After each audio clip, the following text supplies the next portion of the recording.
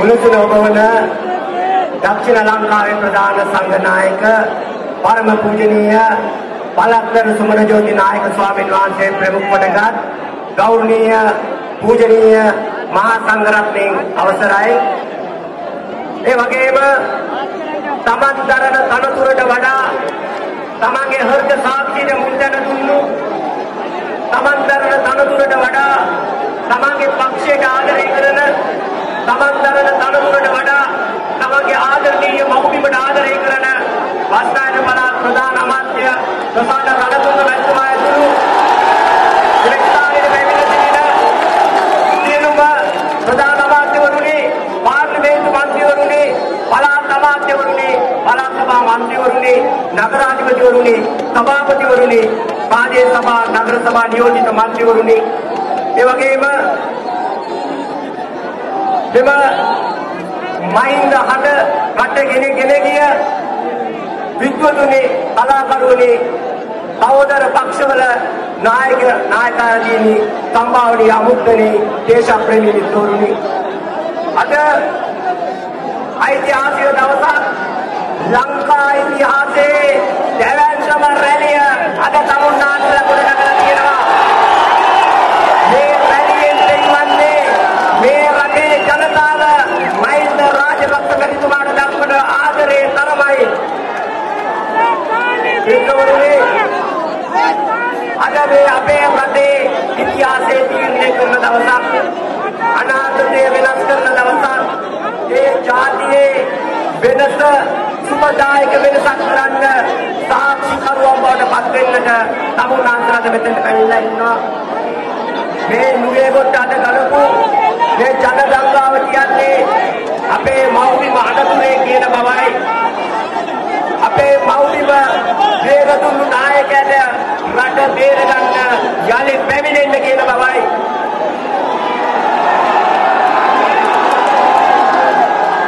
මිත්‍රවරුනි, මේ රටේ ජනතාව මහින්ද රාජපක්ෂ මැතිතුමාට කෙතරම් ආදරය කරනවද කියන කාරණේ නොදන්න අය මේ රැළියට 5000ක් ආවොත් Taman දේශපාලනයේ සමුගන්නවා කිව්වා.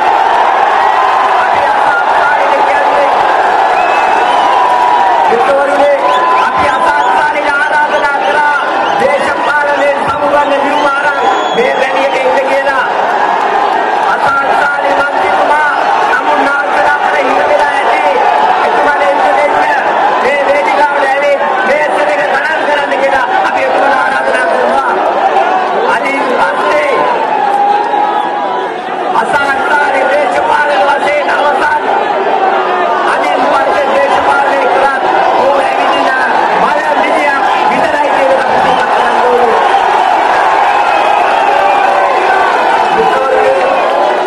අපි බෞද්ධ ජනාධිපතිවරයෙකු කිව්වා.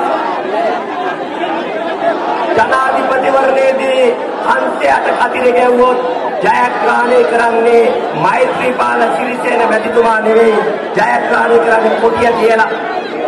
ජාතියේ අවාසනාවට අපේ අනාගතය අද සැබෑ වෙලා තියෙනවා. මිත්‍රවරුනි, මේ දිනවල ආණ්ඩුවේ විනසීය වැඩපිළිවෙල උඩින් බැලුවම හරිම ෂෝක්. කොත්තමල්ලි අඩු වෙනවා, කුඩු අඩු වෙනවා, සෝමරුවක් වෙනවා, අත්‍යවශ්‍ය මාර්ගවලු. හැබැයි ඒ දිනසීය වැඩපිළිවෙලට යටින් බෙදුම්වාදී වැඩපිළිවෙලක් ක්‍රියාත්මක වෙනවා. අපි බැලුවා මිත්‍රවරුනි, කොහොමද කොත්තමල්ලි අත්‍යවශ්‍ය භාණ්ඩයක් උනේ කියලා. මාස දෙකකට සැරයක් උනක් පිළිවිතාවක් හැදුනම ගොඩ කොත්තමල්ලි අත්‍යවශ්‍ය භාණ්ඩයක් උනේයි කියලා පස්සේ තේරුනේ. මේ බෙදුම්වාදී වැඩපිළිවෙල ඉදිරියට ගෙන යනකොට ජාතියට දිනපතා උණ ගන්නවා. හැමදාම උදේට කොත්තමල්ලි ගොඩ දෙනවා. අන්න ඒකයි කොත්තමල්ලි නාටකයේ ආයතනයේ ඉන්නේ. මිත්‍රවරුනි, මොකද මේ ආණ්ඩුවේ බෙදුම්වාදී වැඩපිළිවෙල? ආණ්ඩුවේ ආණ්ඩුව පොලිසිය බාර දුන්නේ. මේ ආණ්ඩුවේ පොලිසිය බාර ඇමති තමයි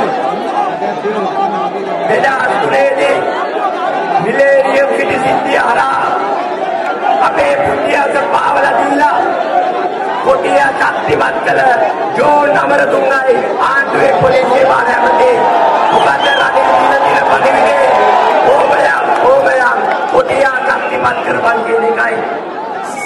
ඒ වගේම මිත්‍රවරුනි අවුරුදු 6කට පස්සේ ඉතිහාසයේ ප්‍රථම වතාවට උතුරෙන් සතුරු වෙඩිහඬක් ආවා. වවුනියා පෙබරවාරි 5 වෙනිදා උදෑසන 2ට මුර සංචාරයේදී අපේ පොලිස් නිලධාරීන්ට වෙඩි වැදුනා. වෙඩි තිබ්බම කිව්වේ මොකද්ද? ඌරන්ට බැඳ වක්පත් වුණා කියලා. මිත්‍රවරුනි ඌර පාර දිගේ යන්නේ නැහැ. ඌර අඩි 4ක් උස නැහැ. ඒ නිසා බොරු කෙප්ප බාන්නේ නැතුව කොටිය යලි නැගිටලා කියලා පිළිගන්න කියලා අපි ආණ්ඩුවට බල කරනවා. මේ සියල්ලට වඩා භයානක දේ සිද්ධ වුණේ පෙබරවාරි 10 වෙනිදා. පෙබරවාරි 10 වෙනිදා විග්නේශ්වර ප්‍රධාන ඇමතිතුමා උතුරු පළාත් සභාවේ යෝජනාවක් කියනවා. විදායෙන් පස්සේ පිළිවෙච්ච ලංකාවේ සියලුම ආණ්ඩු දෙමළ ජනතාව සමූල ඝාතනය කරාලු. සමූල ඝාතනය කරනවා කියන්නේ මිත්‍රවරුනි හිට්ලර් වගේ යුදෙව්වන් ඔයා දරුවා වගේ යුදෙව්වෙක් වෙලා ඉපදීම දඬුවම් මරණ දඬුවම දෙන වරදක් කියලා හිතපු හිට්ලර්ගේ ගානටයි අපේ නිදහසෙන් පස්සේ රාජ්‍ය නායකයෝ දාලා තියෙන්නේ. අපේ රනිල් වික්‍රමසිංහ මැතිතුමාගෙන් අහනවා ඊ.එස්.ඒ. නායක කියන්නේ හිට්ලර් කෙනෙක්ද? ජේ.ආර්. ජයවර්ධන කියන්නේ හිට්ලර් කෙනෙක්ද? ආර්. ප්‍රේමදාස කියන්නේ හිට්ලර් කෙනෙක්ද? එහෙනම් ඒක පිළිගන්නේ නැත්නම් විග්නේශ්වරන් මෛත්‍රීපාල සිරිසේනට හිට්ලර් බස් කියලා තියෙනවා. අපි අහනවා ජාතික විධායක සභාවේ සම්බන්ධන එක්ක නැවත රනිල් වික්‍රමසිංහ වාඩි වෙනවද? ඔබේ නායකයන් හිට්ලර් කියපු අපේ ජාතික එළවුරුමේ රනිල් තම්බික රණෝක මහතාගෙන් අහනවා ඔබේ ආණ්ඩුවට හිට්ලර් කියන සම්බන්ධන එකට වාඩි වෙනවද? චන්ද්‍රිකා නෝනට හිට්ලර් වගේ කියන දෙමළ සංධානෙත් එක්ක එකට වාඩි වෙනවද කියලා ප්‍රාණ සිද්ධ වෙනවා. මිත්‍රවරුනි මම උණ රෝගයෙන් පෙළෙන නිසා වෙනදා වගේ හයියෙන් කතා කරන්න අමාරුයි. කොහොම නමුත් මම ඊටම කෙටියෙන් කතාව අවසන් කරනවා.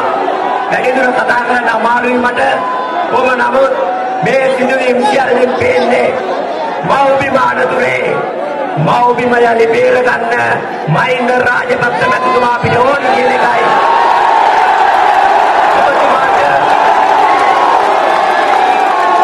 ඔබතුමාට විශ්‍රාම සුවයෙන් ඉන්න බෑ. ඔබතුමා බේරලා දුන්න රට අනතුරේ කොටිය යලි නැගිටලා බටේර බලවේග අපේ රට හුරන් කරනවා. අපට ඔබතුමා ඕනේ, රටට ඔබතුමා ඕනේ. ඒ නිසා ඔබතුමා මේ ජනගංගාවට ඇහුම්කන් දෙන්න. අගමැති අපේක්ෂක දේශපාලනයට එන්න. ඔබතුමාට මේ ඇහෙනවද? මේ ජනතාවට මහින්ද මැතිතුමා ඕනේද? නැද මුලට එන්න මහින්ද මහත්තයා ඕනේ කියලා කියමු. මේ අද නැද මුලට එන්නේ නැත්නම් මේ ජනතාව අරගෙන නැද මුලට යන්න අපි ලෑස්ති. අපට එතුමා ඕනේ. එතුමා කැමති වෙලා විතරක් මදි. නායකයෝ ලෑස්ති වෙන්න ඕනේ. අපේ වාසුදේව ඇමතිතුමා මතක් කළා වගේ වාහන දෙකටයි තෙල් ටිකටයි පක්ෂේ පාවලා දුන්නු නායකයෝ ලෑස්ති වෙන්න ඕනේ. මහින්ද මැතිතුමා අගමැති අපේක්ෂකයා කරන්න. සංධානයේ නායකයන්ට මේ ජනතා රැල්ල තේරෙන්නේ නැත්නම් මේ ජනතා රැල්ල පුලිස් තුලක් බවට පත් කරලා සංධානයේ නායකයන් හොයාගෙන එන්න අපි ලෑස්ති. ඒ නිසා මිත්‍රවරුනි අදින් නුඹේ ගොඩින් ආරම්භ කර මේ ජයග්‍රාහී රැල්ල මහින්ද රාජපක්ෂ මැතිතුමා රටේ අගමැති කරලා අපේ ආදරණීය